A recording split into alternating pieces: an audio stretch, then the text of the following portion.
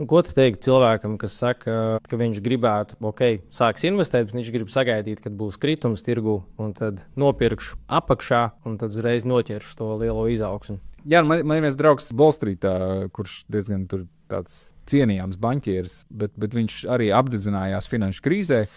Un tad, kad viņa portfels riktīgi nokritās, viņš daudz pazaudēja, viņš izņēma ārā naudu. Viņš tagad es gaidīšu nākamo krīzi, tā kā būs liels kritums, tad es ieguldīšu.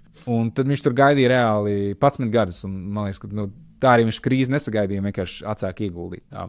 Jo otrs izaicinājums ir, piemēram, nākamā reālā krīze, tās lielāks kritums pēc finanšu krīzes bija jāgaida uz 13 gadus, nevis 13, 10 gadus Covid krīze. Jā.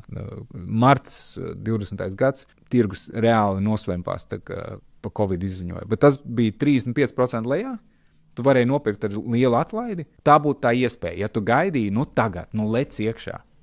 Bet tu lekt iekšā, ja visās ziņās raksta, ka kaut kāds nezināms vīrus izplatās, mēs visi mirsim, mums tagad būs jāsēž nezinu cik gadus mājās, un kas zina, kas būs ar ekonomiku. Tev visu laiku likās, tā kā būs krīze, tad es iemaukšu to. Savus dzīves uzkrājumus, es strādāju 10 gadus, es atliku naudiņu, visu, kas man ir, vecmāmiņas mantojums, man tur stāv bankā.